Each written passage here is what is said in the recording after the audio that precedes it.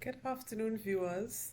I am Florencia Beckles Gangaram, Agricultural Officer 1, County Nurufa Mearu of the Regional Administration, South Division. Today, the Ministry of Agriculture, Land and Fisheries will be inviting you and taking you on a detailed explanation of the process of the farmer registration program, and any questions you all have or anything else, you all feel free to ask. I'll now be handing you all over to my colleague, Mr. Alan Mahabir. Good afternoon. I am Alan Mahabir, an Agricultural Officer 1 attached to St. Patrick West Regional Administration South Division. I'll be doing the presentation this afternoon. Ms. Beckles Gangaram will be assisting me with answering the questions at the end of the presentation.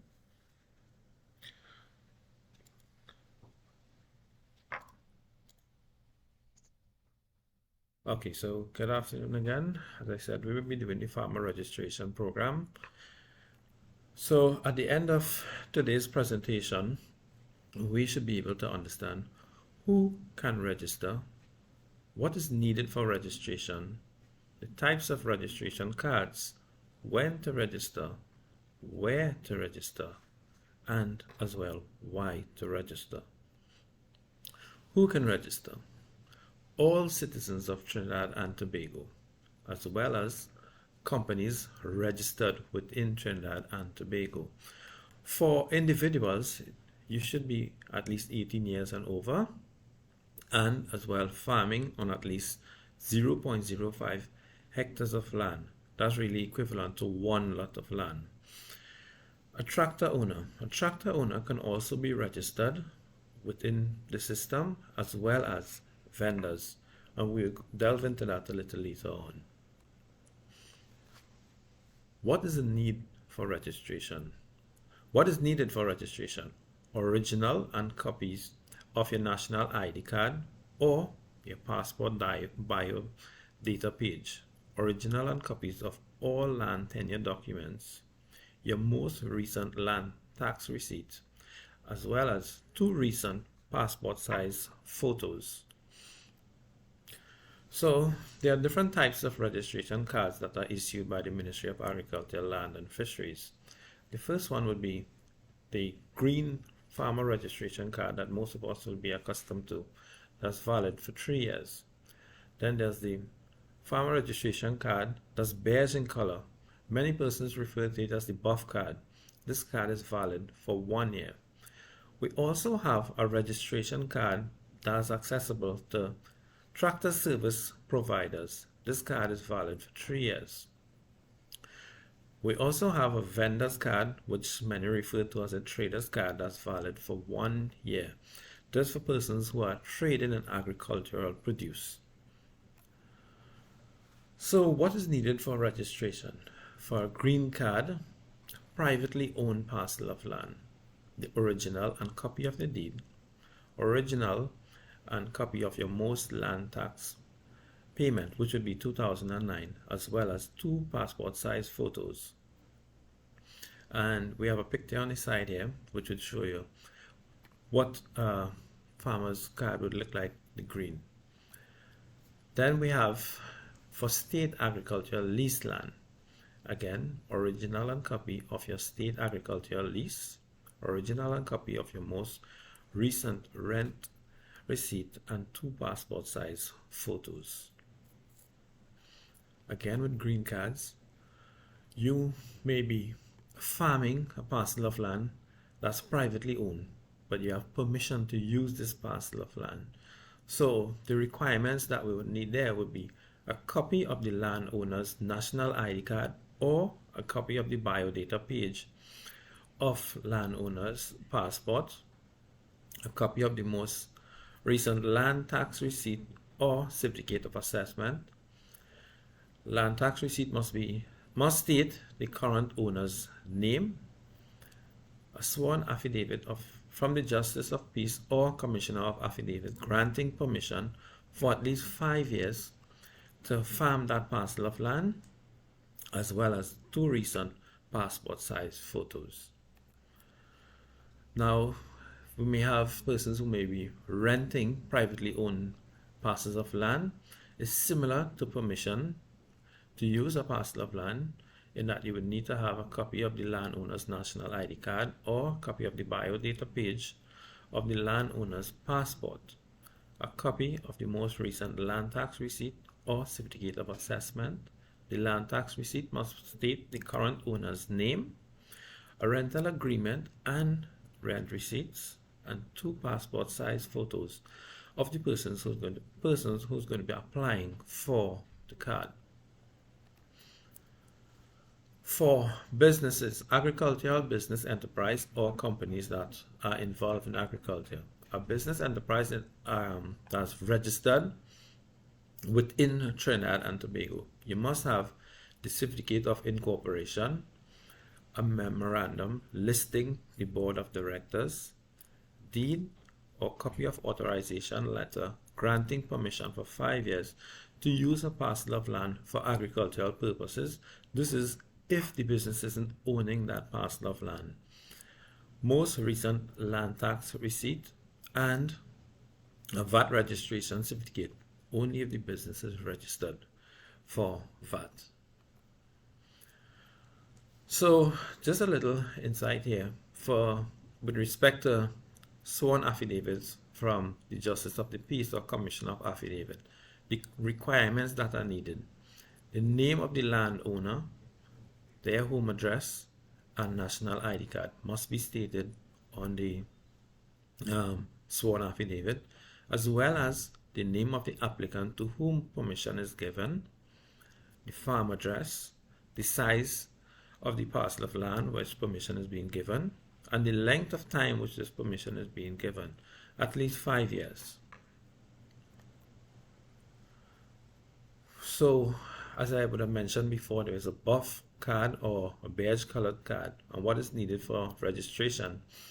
This is for individuals on state land without tenancy, but they are recognized as the occupant of the said land for 5 years and over by the state land section. These persons will need to come into the office, fill out the Appendix C form. It's completed by the state land officer for verification that the occupant has been recorded and unchallenged on that parcel of state land for 5 years and over. It should be noted, however, state land occupancy does not include land demarcated by the state as a reserve land. So forest reserves, riverbank reserves, water reserves, or protected area, you wouldn't be able to be farming on that. And as well, farmers registration does not entitle plot regularization.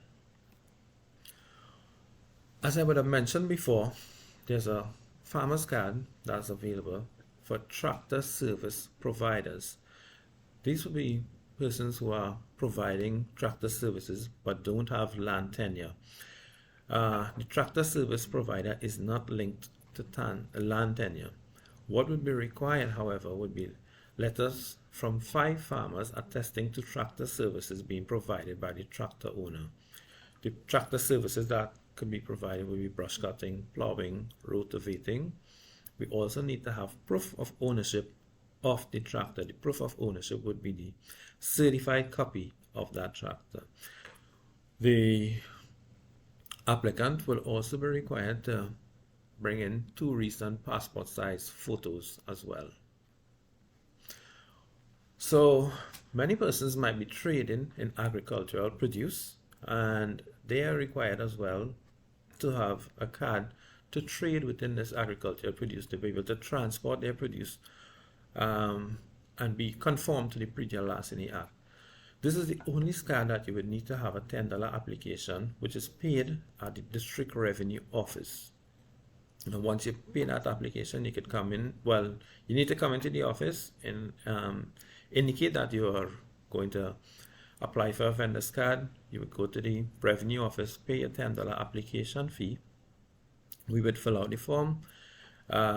What is required here would be a physical space for sale of your produce. You could be selling at the side of the road, in a shed there, at one of the markets, and that's where you'll be able to get a vendor's card or a trader's card. So where should I do the application for registration?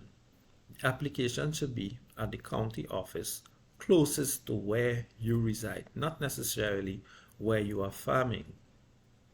The county offices within the Regional Administration South, we have one in St. Patrick West, which is located in Point Fortin. The telephone number there is 648-2384 or 648-1426.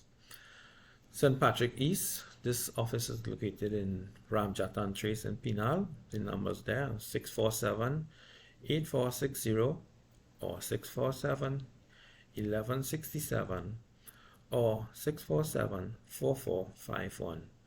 Then there's another office that's located in Victoria. This office is located at Breeding Unit Trace in Craignish Village, Princestown. The telephone number there 655-3428 or 655-5637. There's another office for the Nariva Miaro area that's located in the Rio Claro area. The telephone number there is 644-2326 or 644-2882. For the offices that are located at the Regional Administration North, we have St. George West. This office is located in Farm Road, Kirep. The telephone number there 662-5127 or 662-1886. St. George East, this office is located in Wallerfield. The number there is 667-8488. St. Andrew, St. David, this office is located in the Sandy Grande district. Telephone number there is 668-2449. And for County Caroni, this office is located in the Chase Village area, 672-0878 or 672-2865. Why should I register as a farmer?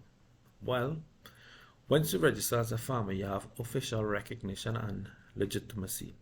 As a farmer, you become a unique individual, an individual who is producing food for the nation and to ensure that we have a food secure nation. You as well would be entitled to the Agricultural Incentive Program, where the ministry have incentives for input that you would do in your agricultural production, as well as it will also entitle you to natural disaster assistance, where we have a natural disaster assistance program for farmers who are affected by natural disasters. Could be flooding, landslides, earthquakes, things like that. You would be able to access this program. Also, you would be able to access financial support, example at the Agricultural Development Bank, as well as the Agro Incentive Grant that's available from the Ministry of Agriculture. Registering as a farmer also allows you to conform to the Predial Larceny Act, where you will be able to transport your produce on the nation roads and be able to say, well, you're a farmer and that's why you have this produce on your vehicle without a receipt. So it's important for us to get registered to ensure together each farmer can help Trinidad and Tobago become a food secure nation. So I'll now hand you over to Ms. Gangram if we have any questions. Well, Alan, fortunately, we have no questions so far for this afternoon. Earlier, when the information about the live was shared, there was one question with regards to hydroponics. It was whether hydroponic farmers would be registered too, and the answer to that is yes. Hydroponic farmers will be registered. They have to meet all the same criteria as the other farmers we would have shared earlier. Just come visit one of the county offices, whichever is closest to where you reside. All right, so if no questions, thanks for tuning in and listening to our presentation.